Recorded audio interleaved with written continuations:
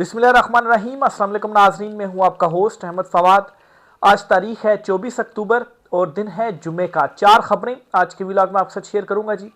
पहली बड़ी breaking news तो यह है कि पाकिस्तान तहरीक इंसाफ ने सुहेल आफरीदी ने अवामी तहरीक का आगाज़ आज चारसदा से कर दिया है। कुछ एक्सक्लूसिव डिटेल्स आपके साथ में शेयर करूंगा और इस अवामी तहरीक के साथ ही वफाकी हुकूमत की जो कुर्सी है ना, वो डाका डोल होने लग पड़ी है।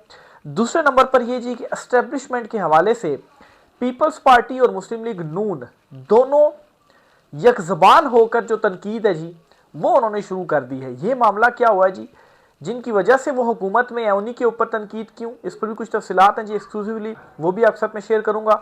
मैं वाजे करता चलूँ जी कि नून लीग ही है वही जो इमरान खान साहब को कह रही है जी कि आपको बनी गाला शिफ्ट कर दें, सिर्फ एक दरख्वास्त दे दें। पीपल्स पार्टी कहती है जी कि मुलाकातें होनी चाहिए।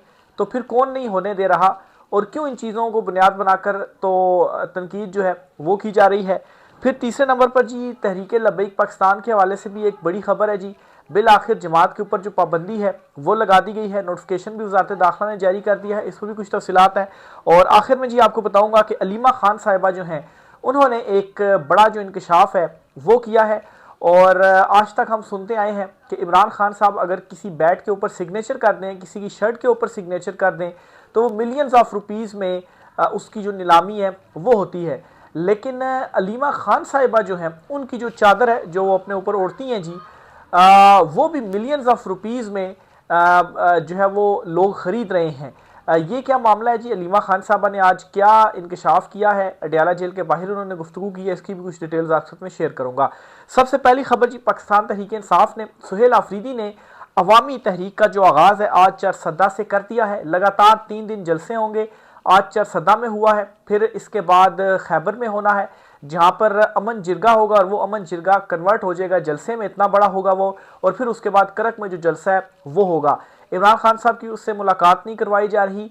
तमाम कानूनी ऑप्शन जो है वो सुहेल आफरीदी ने यूज़ किए हैं। इसके बाद सुहेल आफरीदी ने अवामी अदालत जाने का ऐलान किया और आज अवामी अदालत में वो गए और तहरीक का भी जो आगाज़ है जी वो कर दिया गया है।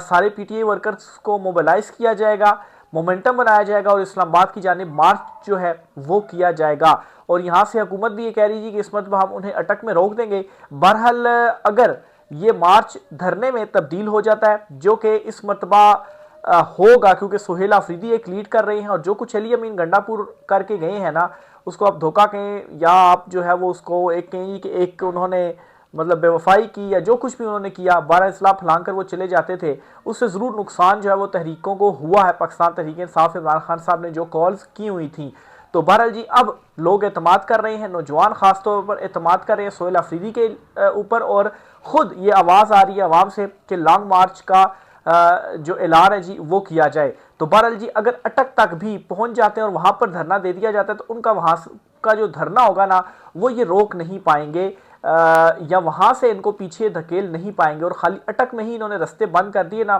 तो जाहिर सी बात है केपी और पंजाब का वो मेन रास्ता है जी, अगर वो बंद हो जाता है तो इससे वफाकी हुकूमत को बहुत बड़ा नुकसान होगा। और सबसे बड़ा नुकसान अगर माइशत के हवाले से देखा जाए तो जाहिर सी बात है चीन और अफगानिस्तान के जो बॉर्डर्स हैं जी, वहाँ से जो ट्रेड वगैरह होती है, जो रास्ते इस्तेमाल होते हैं, तो वो रास्ते मुकम्मल तौर पर बंद हो जाएंगे। तो ये मतलब बिलियंस ऑफ रुपीज़ का यहाँ पर वफाकी हुकूमत को जो नुकसान है जी वो होगा। ऑलरेडी जो माइशत है वो उसका तो बेड़ा गर्क हो ही चुका हुआ है। तो बहरहाल जी ये जो लॉन्ग मार्च है जो इस्लामाबाद की जानिब नेक्स्ट मंथ ऐलान किया गया है, इसका अच्छा खासा प्रेशर है। और इस वक्त जो हुकूमती ऐवान है, जो स्टैब्लिशमेंट है, वो भी काफ़ी ज़्यादा परेशान है सुहेल आफरीदी साहब के इस ऐलान के बाद और इस तहरीक के आगाज़ के बाद। दूसरे नंबर पर जी पीपल्स पार्टी और मुस्लिम लीग नून जो है वो अचानक से पता नहीं क्यों एस्टेब्लिशमेंट के ऊपर ही तनकीद करना शुरू हो गई है।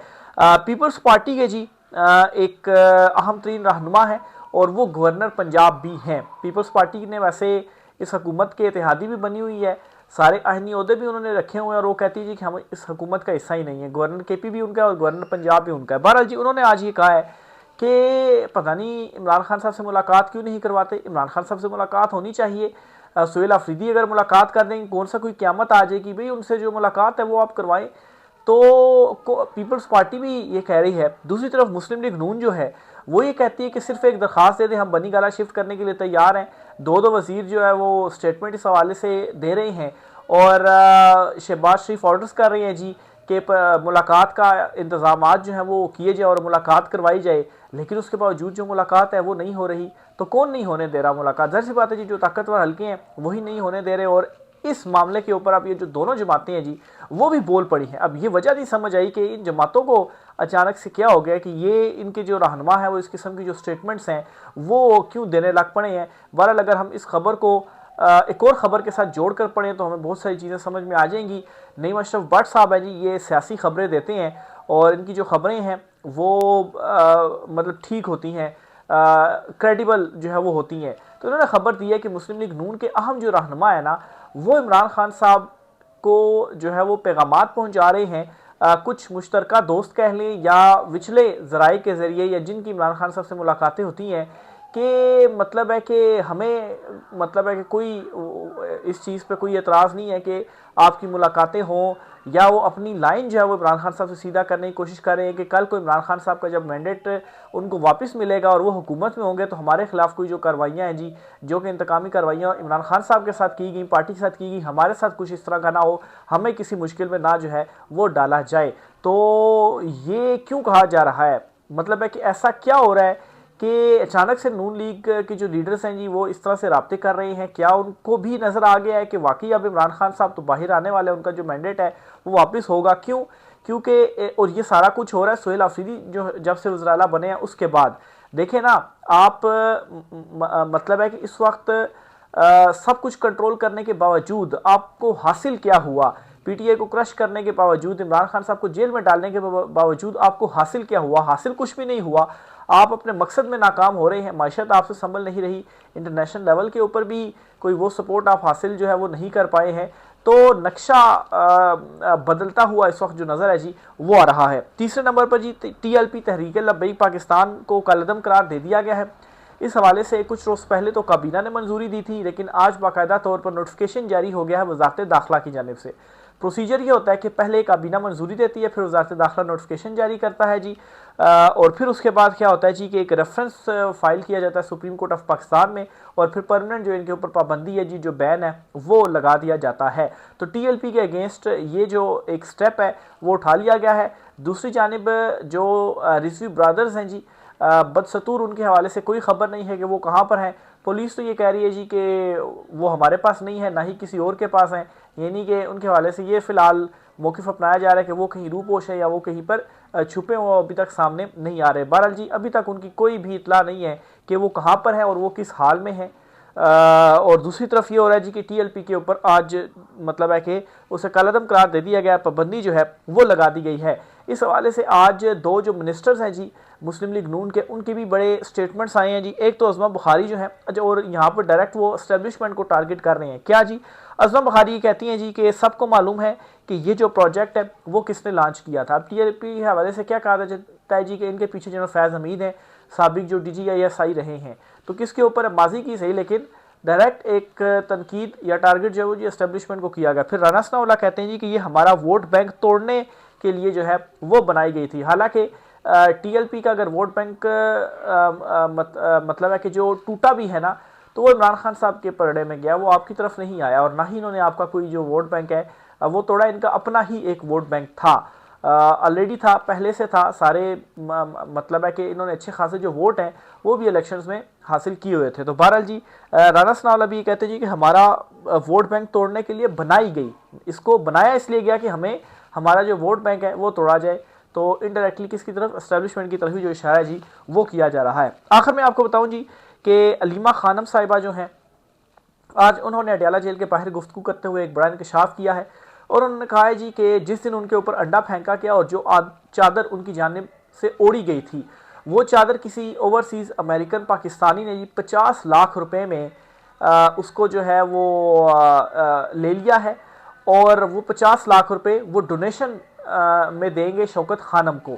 तो मतलब पहले तो ये था जी कि इमरान खान साहब शर्ट के ऊपर सिग्नेचर्स करते थे तो वो मिलियंस ऑफ रुपीज़ में जो है वो ख़रीदी जाती थी, उसकी जो बोली है वो लगाई जाती थी। लेकिन अब अलीमा खान साहब की जो चादर है उसको वो भी मतलब है कि 50 लाख रुपए मतलब 5 मिलियन रुपए जो है वो शौकत खानम को डोनेट किए जाएंगे, और जो उनकी चादर है जी उसके इवज़ में।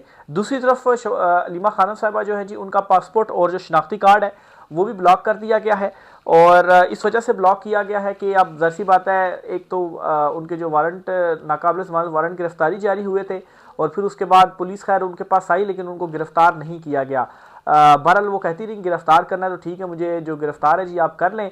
बहरहाल जी जारी ये जो है ब्लॉक इस वजह से किया गया है जी कि अब उनकी ट्रैवलिंग भी ब्लॉक हो जाएगी, और ट्रैवलिंग ब्लॉक हो जाएगी तो इससे शायद अलीमा खान साहिबा जो हैं वो अडयाला जेल ना आई हैं, इमरान खान साहब से ना मिले। बज़ाहिर जो मकसद है वो यही मालूम होता है। बहरहाल अलीमा खान साहबा ने ये कहा है जी कि जो आप मर्ज़ी है वो करते रहें, लेकिन वो तो इमरान खान साहब से आएंगी और मिलेंगी। खैर इन दिनों इमरान खान साहब का जो पैगाम है वो नौरीन खान साहिबा जो हैं वो पहुंचा रही हैं। बहरहाल जी एक वो कानून को भी बहाल कर दिए गए जिसके तहत सियासी गुफ्तगू तो अब वैसे ही नहीं हो पाया करेगी। तो ये एक और वो है जी कि इमरान खान साहब की जो मुलाकातें वो मुकम्मल तौर पर बैन जो है वो कर दी जाएं। इसीलिए इमरान खान साहब ने इन चीज़ों को भांपते हुए सुहेल आफरीदी को ना सिर्फ टीम का ओपनर बल्कि टीम का कैप्टन भी नामजद कर दिया है। और सुहेल आफरीदी ने भी शुरू का हफ्ता तो वो दीगर महाजों के ऊपर कानूनी तौर पर कोशिशें करते रहे, लेकिन अब उन्होंने अवामी तहरीक का जो आगाज़ है जी आज 4 सदा से कर दिया है। राय कैसा कीजिएगा। आज के व्लॉग से इतना ही, इजाज़त दीजिए, अल्लाह हाफिज़।